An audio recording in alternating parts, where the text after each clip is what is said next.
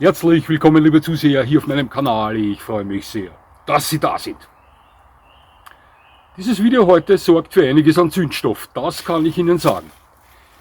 Wenn Sie meinen Kanal schon etwas länger kennen, dann wissen Sie, dass ich nicht davor zurückscheue, Klartext zu sprechen, die Wahrheit anzusprechen, vorausgesetzt ich bin fest davon überzeugt, dass das von mir Gesagte der Wahrheit entspricht. So ist das auch heute. Auch heute möchte ich Klartext sprechen, die Wahrheit ansprechen. Also, bis gleich.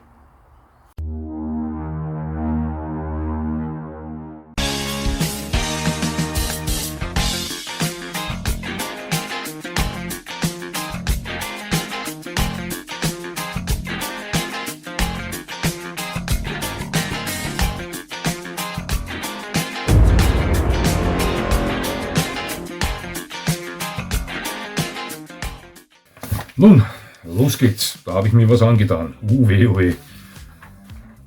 Wir wissen, die Welt der Hunde ist groß.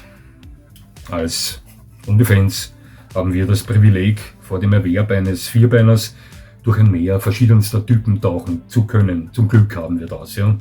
Wir haben die Kleinen, wir haben die Großen, die Schlanken, die Mächtigen, die Kurzhaarigen, wir haben die Stockhaarigen, Rauhaarigen, wir haben die Langhaarigen. Wir haben sogar haarlose Hunderassen da draußen. Hunde mit kurzem Fang, mit langem Fang, breitem Kopf, schlanken Kopf. Wir haben die wilden und die ruhigeren. Ja, jeder Hund auf diesem Planeten ist ein Individuum für sich. Ja, und dennoch muss sich jeder Hund bis zu gewissem Grad dem Gesetz der Vererbung beugen. Das ist nun mal so. Hunderassen wurden von uns Menschen für ganz bestimmte Zwecke entwickelt. Charaktere und Anatomien wurden so lange aufeinander abgestimmt, bis diese das perfekte Ergebnis für etwaige Aufgaben darstellten. Ist bekannt, oder? Ja. Terrier sind die Könige der Baujagd, Windhunde sind unschlagbar bei der Hetzjagd, Herdenschutzhunde sind die unangefochtenen Bosse, wenn es ums Beschützen des Nutztieres geht und so weiter. Alle diese Hundetypen wurden mit dem Wesen und der Anatomie von uns gewappnet, um ihre Aufgaben besser erledigen zu können, als es andere Hunde könnten. Und in den allermeisten von diesen Hunden selbst, wenn sie von Ausstellungslinien stammen, steckt dieses Talent fest verwurzelt und schlafend im Herzen drin und wartet nur darauf, geweckt zu werden. Und jetzt wissen Sie, worauf ich in diesem Video hinaus möchte. Ja. Viele von Ihnen, inklusive mir selbst, haben schon häufig über die Erfindung der Listenhunde geschimpft, oder? Hatten wir immer recht damit? Nun, bezüglich Behandlung und Umsetzung dieses Themas war und ist unser Unmut berechtigt, möchte ich behaupten. Denn Hundeführerschein, erhöhte Hundesteuer und oder Maulkorbpflicht, das sind Milchmädchenrechnungen zur Sache, wenn ich so sagen kann. Vielmehr müsste hier intensiv auf Rassekunde aufgebaut werden, Videos und Erfahrungsberichte von Extrembeispielen präsentiert und diese detailliert begründet werden. Die absolute Wichtigkeit der eigenen körperlichen und geistigen Fitness betont und unterstrichen werden beim Erwerb bestimmter Hundetypen. So sehe ich das. Denn auch wenn mich jetzt einige von Ihnen würgen möchten, und davon gehe ich aus, und das eventuell von mir als überzeugter Bullterran-Molosser-Fan nicht erwartet wird, ja, auch ich bin der Meinung, dass gewisse Hunderassen ein weit höheres Gefährdungspotenzial vorweisen, als es andere tun. Nein, ich bin nicht der Meinung, dass diese Hunde als Gefährder zur Welt kommen, aber ich weiß, dass der Power-On-Schalter bei Ihnen um einiges größer und mit der Aktivierung von weit mehr PS ausgestattet ist, als es bei anderen Hunden ist. Davon bin ich überzeugt. Aber bevor Sie jetzt über mich herfallen, gestatten Sie mir bitte, mich zu erklären. Die meisten von Ihnen wissen über meine Vorliebe, Hunde zu Banditen zu erziehen, Bescheid. Ich habe davon schon öfter in meinen Videos gesprochen. Ich bin weniger der Jedi-Ritter füttert eure Hunde vegan. Ja, ich bin eher auf der dunklen Seite der Hundemacht. Zu Hause, Schutzarbeit für alle. Ich hatte in meinem Leben mit tausenden Hunden intensiv Kontakt. Und ich sage Ihnen was, ich lernte die herzlichsten vierbeinigen Kraftpakete der Welt kennen. Ich machte aber auch Bekanntschaft mit den bösesten und gefährlichsten von ihnen. Das kann ich Ihnen versichern, ja? Mit wahren Killern. Ja? Und ob Sie es glauben wollen oder nicht, die allgemein schrecklichsten, die ich je erlebte, gehörten alle Rassen an, welche auf der Liste stehen. Das ist nun mal Fakt. Ich habe diese Hunde trainiert, ich war zusammen mit diesen Hunden spazieren, ich habe diese Hunde im Ausstellungsring gerichtet, ich erlebte sie im Bekannten- und Familienkreis und ich besaß sie selbst. Meine Meinung dazu basiert auf jahrelanger Erfahrung mit vielen verschiedenen Individuen dieser Hundetypen. Mein American Pitbull Terrier Attila war für mich der Grund, weshalb ich von Beginn an beim Erwerb meines Tosa Inu Rüden Shiro meinen bevorzugten Banditenerziehungsstil völlig ausblendete und ihn von Anfang an versuchte mit Feenstaub zu beträufeln. Sie verstehen, was ich meine. Ja, ich wusste, der Tosa Inu hat dieses ganz bestimmte Ding im Repertoire, welches ihn bei selber Erziehung, wie ich Attila erzogen habe, zum Albtraum formen würde. Dessen war ich mir bewusst. Ja, ich machte große Fehler bei der Erziehung meines American Beats.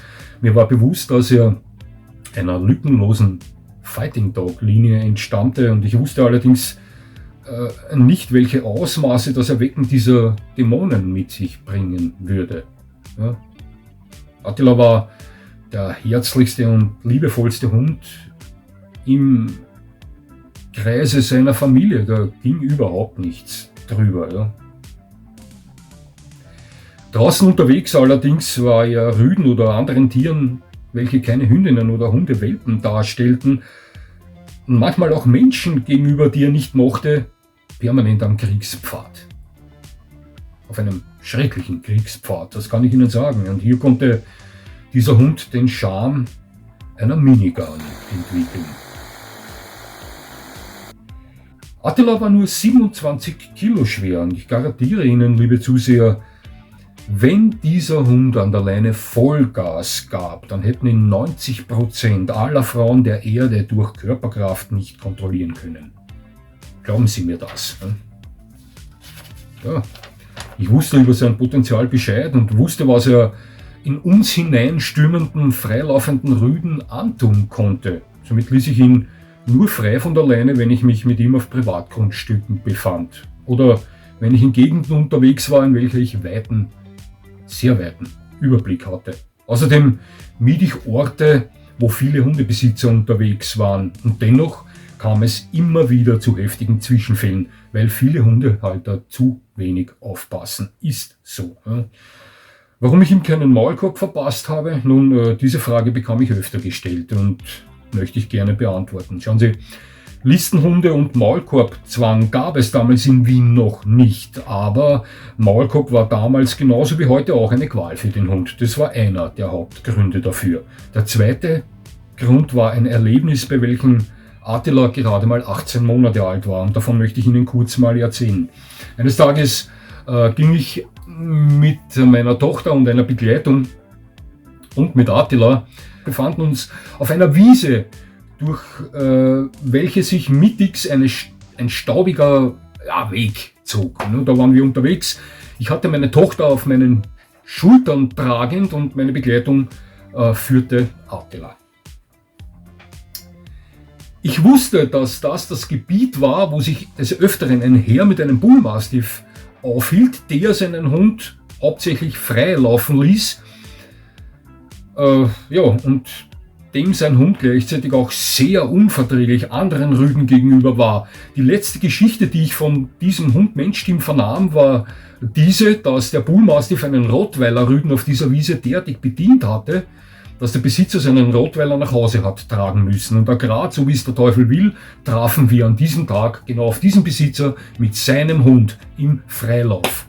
Ich hatte meine Tochter auf der Schulter, meine Begleitung führte Attila im Alter von 18 Monaten an der Leine und ich hörte diesen Mann seinen Hund rufen. Als ich mich umdrehte, sah ich diesen Bullmastiff auf uns zustürmen, die Kommandos seines Besitzers ausblendend. Liebe Zuseher, ich nahm meine Tochter von der Schulter, übergab sie meiner Begleitung und nahm Attila an die Leine. Was sollte ich tun? Der Bullmastiff kam recht flott näher, war zu Beginn etwa 100 Meter von uns entfernt, aber im Nu war der auf 50 Meter an uns heran. Mir blieb nicht mehr viel Zeit zu handeln. Was hätte ich tun sollen? Ich stellte mich mit beiden Beinen über den Rücken meines American Pitbull Terriers drüber und hielt ihn kurz an der Leine. Der Bullmastiff kam mit gesenktem Kopf, mit gerunzelter Stirn, erhobener Rute und gesträubtem Nackenfell im schnellen Trab näher und zeigte sämtliches Verhalten eines gleich attackierenden Rüden. Ein riesiger Rüde mit gut 65 Kilo Gewicht, muskelbepackt mit einem Kopf so groß, fast so groß wie mein American Pitbull Terrier war. Auf etwa 10 Meter auf uns herangekommen, versuchte ich diesen Hund verbal zu stoppen, schrie ihn an, doch keine Chance. Und etwa 2 Meter bevor er in uns hineingeschossen kam, ließ ich Attila aus. Es entbrannte ein wahnsinnig wilder Fight.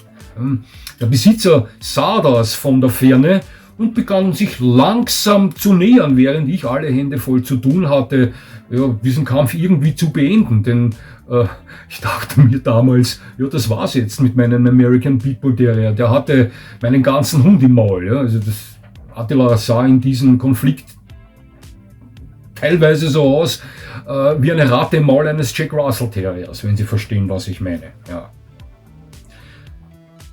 Es wendete sich das Blatt und Attila setzte einen Griff am rechten Vorderlauf dieses Bullmastiffs an und ließ auch nicht mehr los, begann zu schütteln und immer heftiger zuzugreifen. Im Endeffekt brach er diesen Bullmastiff den Vorderlauf und ich vernahm ein Knacken, ein Geräusch, das ich bis heute in den Ohren habe, ein Wahnsinnsgeschrei und Gejaule des Bullmastiffs, der nur mehr aus diesem Kampf raus wollte. Und als dieses Gejaule der Besitzer dieses Molossers hörte, begann er zu laufen. Vorher ist er nur gegangen. Als er dann herangekommen war, konnten wir gemeinsam im Team diesen Kampf stoppen. Wir trennten diese Hunde also. Attila bekam natürlich auch etwas ab und hatte einige Löcher, die versorgt werden mussten, zu Hause mitgenommen aus diesem Fight. Doch ich sage Ihnen was, liebe Zuseher. Hätte mein Hund an diesem Tag einen Maulkorb getragen, wäre er von diesem Bullmastiff erbärmlich zerbissen worden. Und ich sage Ihnen noch was, an alle Kritiker, die meinen, dennoch hättest du deinen Hund einen Maulkorb verpassen sollen. Tun Sie das mit Ihrem Hund, wenn Sie wollen. Mein Hund war gesichert an der Leine, von meinem Hund ist keine Gefahr ausgegangen. Viele Menschen da draußen, welche ihre Hund im rücksichtslosen Freilauf durch die Gegend hirschen lassen, sind selbst schuld, wenn so etwas geschieht. Mein Hund war verwahrt, sicher verwahrt, von dem wäre keine Gefahr ausgegangen. Wie komme ich dazu, dass ich meinen Hund von einem unverträglichen, großen, mächtigen Rüden zum Krüppel beißen lasse, nur weil jemand anderer meint, ich muss meinen Hund einen Maulkorb raufgeben, damit seinen in mich hineinstürmenden Hund nichts geschieht? Das sehe ich nicht ein. Habe ich damals nicht eingesehen und würde ich auch heute niemals einsehen. Das war der zweite Grund, weshalb ich meinen Hund niemals einen Maulkorb verpasst habe. Es kam oft vor, dass Rüden in uns hineingeschossen kamen. Wenn es dort kurz zu einer Meinungsverschiedenheit gekommen ist, hatte der andere Rüde immer die Chance, umzudrehen und wegzulaufen. Mein Hund zwang ihn nicht da zu bleiben. Es kam aber auch oft vor, dass diese Rüden, die freilaufend in uns hineingeschossen kamen, den Kampf, die Herausforderung meines Beats annahmen. Und mein Hund war sowieso immer im Nachteil an der Leine. Aber ich gab ihm immer die Chance, sich zu wehren. Weshalb sollte ich meinen Hund, der sich mit anderen Rüden nicht vertragen hat, kaputt beißen lassen, damit sie ihren Hund völlig respektlos in ihn reinlaufen lassen können. Das werde ich nie einsehen. Das habe ich nicht eingesehen, damals nicht und würde ich auch heute nicht einsehen. Ja, das war der zweite Grund, weshalb ich ihm nie einen Maulkorb verpasst habe. Ja. Shiro, meinen Tosa Inu, begann ich völlig anders zu erziehen als Attila. Ich war diesbezüglich ein gebranntes Kind. Shiros Vater war ein Tosa Rüde mit 86 cm Schulterhöhe und 81 Kilo Gewicht, ja, Kategorie Flugzeugträger, ein mächtiger Rüde. Alleine der Gedanke daran, dass Shiro irgendwann mal auch nur die Hälfte des charakterlichen Drives Attilas entwickeln könnte, der erfüllte mich mit purem Grauen. Ja, was soll ich Ihnen sagen? Und so zeigte er zu meiner Zufriedenheit bis kurz vor seinem viel zu frühen Ableben ein fantastisches Wesen. Dafür habe ich gesorgt. Ja. Er war sehr führig, Artgenossen gegenüber sehr verträglich, egal ob Hündin oder Rüde. Er war zwar seinem Naturell entsprechend ein exzellenter Wächter, das war er, aber er war trotzdem freundlich Fremden gegenüber, wenn sie keine Bedrohung darstellten, und stellten niemals eine Bedrohung dar. Shiro wäre im Erwachsenenalter mit Sicherheit ein Vorzeigehund geworden, davon bin ich überzeugt. Ja. Ein guter Freund von mir besaß eine Presa Canario Hündin. Von dieser Hündin habe ich Ihnen schon mal erzählt. Ja. Erworben in Ungarn und sein erster Hund. Keine klaren Strukturen in der Erziehung, keine Ahnung von der Neigung und Kraft dieser Hunde, blindlings ins Abenteuer hineingestürzt. Dieses Mädchen war ein ausgewachsener Berserker mit permanenter Tötungsabsicht, ob Sie es mir glauben oder nicht. Ich sage Ihnen was, wir haben hier einen völlig am Rad drehenden Dobermann-Rüden. Ich schätze diesen Hund auf 45 Kilo Gewicht. Die Besitzerin, häufig mit Tablett unterwegs und auf dieses blickend, wenn sie mit dem Hund geht, hat bei Aufeinandertreffen auf andere Hunde immer anständig zu tun mit ihrem Hund. Ja. Immer, die kämpft da anständig. Doch sie schafft es, diesen schönen mit Maulkorb begleiteten Dobermann zu bändigen, auch wenn er völlig auszuckt, völlig durchdreht. Ja. Die Presa Canario Hündin meines Freundes war etwa 35 Kilo schwer und ich garantiere Ihnen, die Besitzerin des 10 Kilo schwereren Dobermanns, den sie kontrollieren kann, auch wenn er völlig durchdreht, hätte nicht die geringste Chance gehabt, die Presa Hündin im Modus Rot zu bändigen. Dieses spanische Mädchen wäre zu 100% mit dieser Frau abgeflogen, wo immer es hin hätte wollen. Das ist so sicher wie Samen nach dem Gebet. Das ist eine andere Liga, liebe Zuseher, auch wenn das viele nicht wahrhaben wollen. Ein völlig anderes Spiel. Auf einer Ausstellung in Niederösterreich hatte ich in den 90ern die Funktion des Formrichters inne. Ich bewertete an diesem Tag Molosser und Bullterrier-Rassen. Viele von Ihnen kennen die Geschichte mit dem Dogo Argentino schon. Ich weiß das, ja. Für alle anderen werde ich sie kurz nochmal wiederholen. Ich war da, wie gesagt, als Formrichter für die Molosser und die Bullterrier im Ring anwesend und wir riefen den Besitzer eines Dogo Argentino Rüden in der offenen Klasse auf. Die Reihen der Zuschauer lichteten sich und in der Mitte, wie ein Gassenhauer, tarnte sich der Besitzer mit dem schönsten Dogo Argentino Rüden, den ich in meinem Leben je gesehen habe, durch. Ein Rüde, dem das Testosteron aus den Ohren rausspritzte. Er betrat den Ring. Ich ließ ihn in Kreis laufen, sah mir die Anatomie an.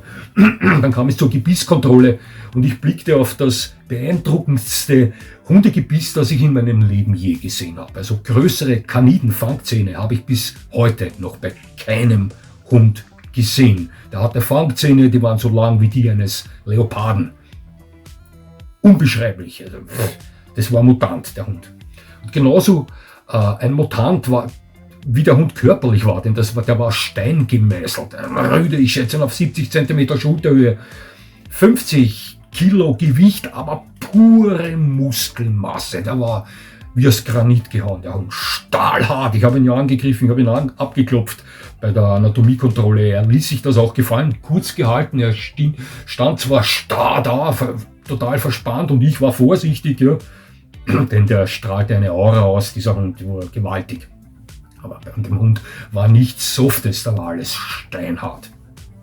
Ja, Testosteron strotzender Rüde. Absolutest unverträglich, der draußen vor der Ausstellungshalle schon für Furore gesorgt hat. Jo, da bekam ein V1 Es kam zum Tagessieger, Sie wissen schon, wie das abläuft. Die Gewinner der verschiedenen Klassen kommen dann gemischt in den Ring rein und lange Rede, kurzer Sinn. Der Besitzer des Togo Argentinos betrat zum Schluss den Ring, wo die anderen Sieger ihrer Klassen schon warteten. Und als er da reinkam, brach die Hölle los. Dieser Togo Argentino wollte mit jedem da drinnen kämpfen. Das war ein Dämon, dieser Hund. Der ging auf die anderen Hunde los, der ging auf die anderen Zuseher los, der rührte in diesem Ring um und der Besitzer war die ganze Zeit bemüht, den Hund irgendwie kontrollieren zu können. Ja, wie schwer wird dieser Mann gewesen sein? Ich schätze ihn auf 85 Kilo. Doch der flog diesem Hund teilweise hinten nach wie ein Sacktuch. Derartige Energie entwickelte dieser Togo. Die Hälfte dieser Hunde da drinnen wollte den Kampf gegen diesen Togo annehmen, die andere Hälfte und ihre Besitzer wollten aus dem Ring rausflüchten. Es hagelte Proteste aus den Rängen der Zusehern. Wir sollen doch etwas tun, das geht so nicht. Ja, ich sah das ein. Ich habe diesen Hund gerichtet, also war es meine Aufgabe, hier das Ganze irgendwie in den Griff zu bekommen. Ich ging dann also da rein, hielt aber Sicherheitsabstand, denn dieser Hund drehte förmlich durch da drinnen. Ja. Also auf mich wirkte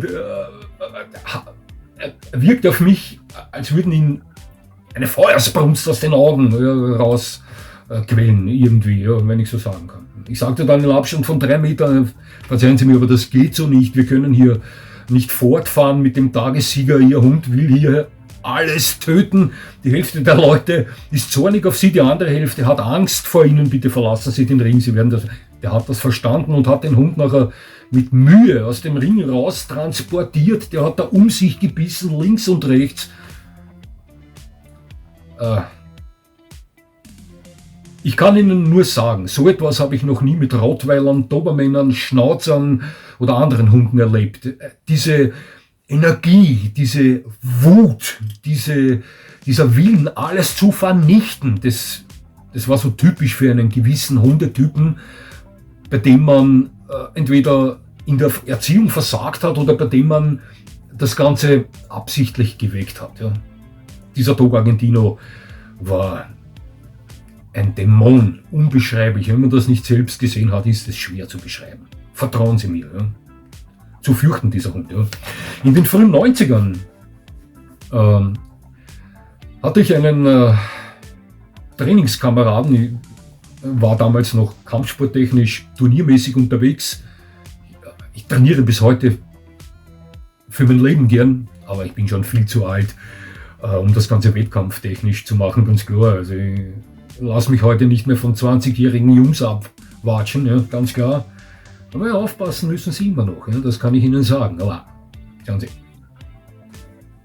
bleiben wir am Boden. Ja. Damals war ich noch aktiv, lernte ich einen Herrn kennen, einen beeindruckenden Mann, ja, der ebenfalls zum Fürchten war, 1,95 Meter groß, 1,95 Meter breit, der einen Job hatte im Wiener Rotlichtbezirk, er hatte mit dem Rotlicht zu tun und verdiente dort sein Geld. Er war kein Zuhälter, er war Geldeintreiber. Ja. Aber als Freund kann ich nur in höchsten Tönen von ihm sprechen. Ein Mann, der ihnen Respekt erwies, sehr freundlich war, zuvorkommend war, doch als Feind wünschte man sich ihn nicht. Der hatte einen Bandog, den Scott. Er hieß anders, aber ich nenne ihn Scott. Auch von diesem Hund habe ich Ihnen schon erzählt. Die Mutter, eine Bullmastiff-Hündin, der Vater ein American Staffordshire Terrier, Rüde. Und der hatte die Vorliebe, dass wenn er bei uns am Training war, der Herr, der mittlerweile nicht mehr lebt, der hat Selbstmord verübt in den 90ern, dann kam es vor, dass er eine Frau, ich weiß nicht, ob sie für ihn arbeitete, keine Ahnung, ja, oder ob das seine Lebensgefährtin war, die wartete draußen bei seinem Auto. Der hatte einen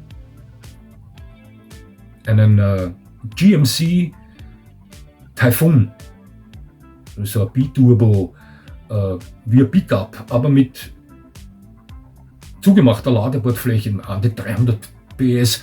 In den 90er Jahren war das Wahnsinnsgeschoss. Der war schwarz.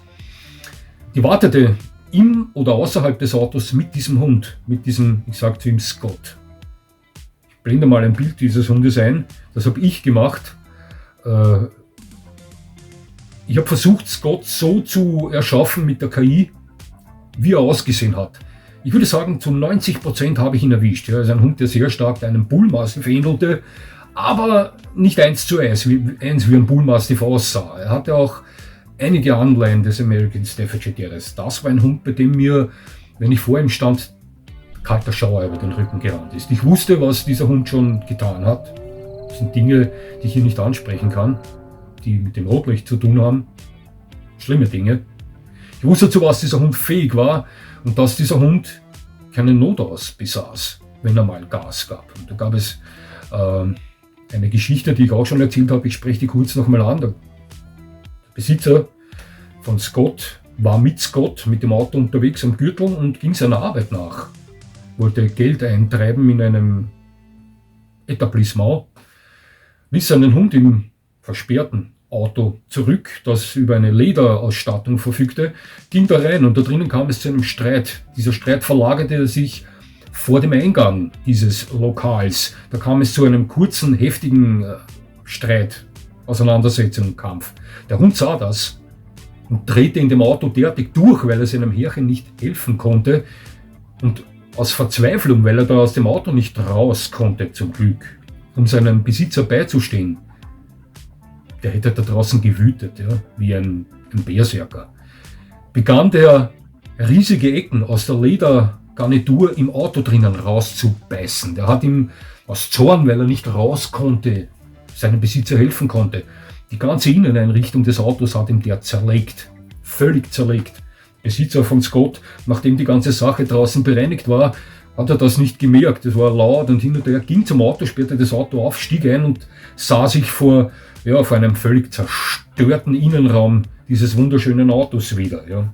Er war natürlich nicht erfreut über die ganze Sache, aber es gäbe einige Dinge über diesen Hund zu erzählen. Ich kann Ihnen nur sagen, ein Bandog, eine Hunderasse, die gerne von Leuten im Rotlichtmilieu gehalten wurde für verschiedene Zwecke. Ja, was soll ich Ihnen sagen? Aber ein Hund, der über keinen Notaus verfügte. Ein Hund, bei welchem ich mich, wenn ich in Kontakt mit ihm kam, ich sah ihn mir öfters an, ich stand öfter mit ihm draußen, mit dem Besitzer beim Auto und wir haben uns unterhalten, im Beisein von Scott, der mir nie vertraute, der mich immer mit einem Blick ansah, dem er zu verstehen gab, ich akzeptiere, dass du da bist, aber mehr akzeptiere ich nicht. Ja, eine falsche Bewegung von mir, liebe Zuseher, ich sage Ihnen das, ob Sie es mir glauben oder nicht. Ich musste hier immer ganz genau aufpassen, was ich tue, mit welcher Klangfarbe ich spreche, wie ich mich bewege. Ein Fehler von mir hätte mir da eventuell schwerste Verletzungen kosten können. Ja. Das kann ich Ihnen sagen. Ja. Schauen Sie, ich möchte hier jetzt nicht damit beginnen, spezielle Hunderassen aufzuzählen, bei welchen Sie es unbedingt vermeiden sollten, Feuer zu schüren. Aber es sind spezielle Hundetypen, welche ich damit ansprechen möchte. Ja. Und auch wenn Sie das jetzt vielleicht erstaunen wird, auch ein American Akita zählt für mich da dazu. Ich weiß, einen meiner Freunde erstaunt das sicher nicht. Ja, liebe Grüße, Werner.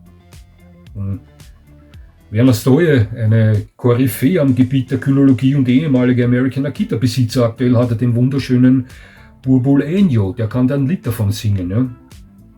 Ein American Akita mit Feuer ist kein Vergnügen, liebe Zuseher. Und absolut nicht zu vergleichen mit einem japanischen Akita, der Pfeffer hat. Das ist eine völlig andere Liga, glauben Sie mir. Ja. Liebe Zuseher, mit Vito besitze ich einen Hund, welcher leistungstechnisch mit deutschen Schäferhunden zu vergleichen ist, auch charakterlich klopft er stark an der Tür der Schäferhunde an. Ihn habe ich zum Banditen erzogen, so wie ich es liebe, weil ich es mir bei ihm erlauben kann. Ich kann es mir bei ihm gestatten, ganz einfach. Ja. Er hat sowohl geistig wie körperlich auch einen großen funktionierenden Notaustaster, den ich jederzeit betätigen kann und der auch funktioniert bei ihm. Verstehen Sie, was ich damit meine? Listenhunde und auch einige andere Hunderassen, welche nicht als Listenhunde geführt werden, würde ich niemals wieder zu Banditen erziehen, so wie ich es bei meinem Attila zum Beispiel getan habe. Würde ich in Zukunft wieder solch einen Hund erwerben, garantiere ich Ihnen, dass ich trotz meiner Vorlieben zu Hundeeigenschaften wie klar erkennbarer Schneid, Wachsamkeit und Schutztrieb bei diesem Hund versuchen würde, solche Eigenschaften schlafen zu lassen, weil sie erweckt viel gewaltiger zum Vorschein kommen als bei anderen Hunden. Das ist Fakt. Ich kenne sehr viele verschmuste Amstaffs, freundlich zu Mensch und Tier. Viele. Ja. Machte Bekanntschaft mit einem Dogo Argentino Rüden, welcher zur Welt liebevoller war als jeder Golden Retriever. Kenne einen Bull Terrier, dem die Güte aus den Augen springt. Ein 36 Kilo schweres Muskelpaket, das sich einem dominanten Chihuahua gegenüber unterwürfig zeigt. Diese Hunde haben alle das Zeug dazu, das liebenswerteste Wesen der Welt zu zeigen. Und genau das gilt es für Sie, wenn Ihr Hund ein Haushund und kein Boomer, Bären- oder Saujäger ist, zu fördern. Aber schüren Sie nicht das Feuer in diesen Hunden. Sie werden dem im Alltag nicht mehr Herr werden. Vertrauen Sie mir. Ne? Sie wissen, ich liebe diese Hunde, welche ich in diesem Video anvisiert habe. Und genau deswegen habe ich dieses Video auch gebracht. Denn sonst nehmen sie uns irgendwann mal genau diese Hunde für immer weg. So sehe ich das. Ja, liebe Zuseher, es hat mich sehr gefreut, dass Sie mir zugesehen haben. Ich würde mich natürlich freuen, wenn Sie mir weiterhin zusehen. Und jetzt wünsche ich Ihnen noch einen schönen Tag. Das war's schon wieder.